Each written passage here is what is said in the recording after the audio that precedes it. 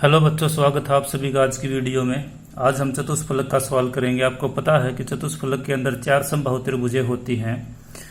यहाँ पर आपको भुजा 5 सेंटीमीटर दी गई है और ये चतुष्फलक HP पर अपने आधार पर पड़ा है। अब ये चतुष्फलक पड़ा है या खड़ा है, इससे कोई फर्क नहीं पड़ता, क्योंकि ये चारों तरफ से एक जैसा ही दिखाई देता है। इसकी सभी भुजाएं समान होती हैं। हमने इसका सामने और ऊपरी दृश्य बनाना है और इसकी एक भुजा XY के समानांतर है। ये चतुष्फलक आपका कुछ इसी प्रकार से होता है जैसे ये है। इसको हम त्रिभुज सुंडाकार आकृति कहते हैं और चतुष्फलक में इसमें सिर्फ एक ही अंतर होता है। इसकी ये त्रिभुज आपकी समबाहु होती है, परंतु ये जो त्रिभुजें होती है समद्विबाहु होती है। चतुष्फलक के अंदर जैसी त्रिभुज ये होती है वैसे ही त्रिभुज ये तीनों होती हैं, ये और ये वाली। तो चतुष्फलक की ये चारों त्रिभुजें समान होती हैं, परंतु इसकी चारों त्रिभुजें समान नहीं है। सिर्फ यही अंतर है और इससे ज्यादा कोई अंतर इसके अंदर नहीं होता। इसकी ऊंचाई अलग से देता है, यहाँ पर ऊंचाई आपको अलग से नहीं मिलेगी। तो इसके अंदर आपके नीचे भी त्रिभुज बनेगी समबाहु, और XY के ऊपर यानी कि जो वर्टिकल प्लान होता है जिसमें हम एलिवेशन सामने का दृश्य बनाते हैं, यहाँ भी एक आपकी समबाहु त्रिभुज बनेगी। सिर्फ बात आती है कि समबाहु त्रिभुज की ऊंचाई कितनी होगी इसके अंदर। तो यहाँ पर एक ऊंचाई निकालने का फार्मूला होता है, वो हम देखेंगे। वो पता चलते ही आप इस सवाल को आसानी से कर सकते हो। सबसे पहले हम नीचे एक 5 सेंटीमीटर की भुजा लेंगे जो कि XY के समानांतर होगी, और यहाँ पर एक समबाहु त्रिभुज बनाएंगे जिसकी सभी भुजाएं 5 सेंटीमीटर की होगी।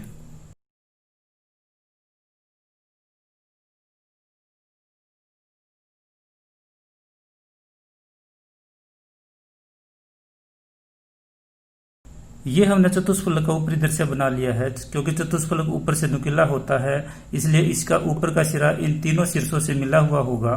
तो किन्हीं दो कोणों का आधा करके हमने उस मध्य बिंदु निकाल लिया, उसको तीसरे शीर्ष से भी हम मिला देंगे। तो ये चतुष्फलक का ऊपरी दृश्य हमारा कंप्लीट हो जाएगा। अब इसकी ऊंचाई कैसे निकालते हैं वो देखते हैं। ऊंचाई ज्ञात करने का तरीका बिल्कुल ही सिंपल है। आपका जो मध्य बिंदु है त्रिभुज के अंदर, यहां से आपने आधार के समानांतर एक लाइन खींचनी है।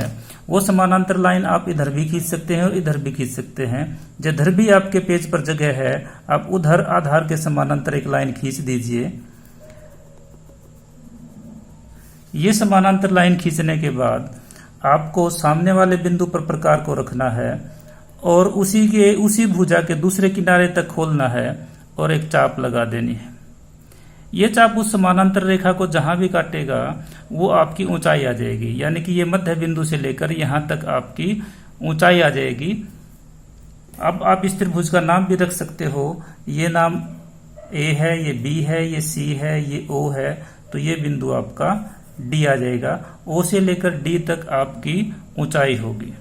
अब हम ऊपरी दृश्य बनाएंगे। ऊपरी दृश्य के लिए A से आप एक लंबवत रेखा खींचेंगे XY के, ऐसे ही B से भी XY के लंबवत रेखा खींचेंगे और केंद्र बिंदु से भी आप एक सीधी लाइन खींचेंगे और उस सीधी लाइन को आप OD के बराबर काटेंगे, क्योंकि उसकी ऊंचाई OD के बराबर होगी।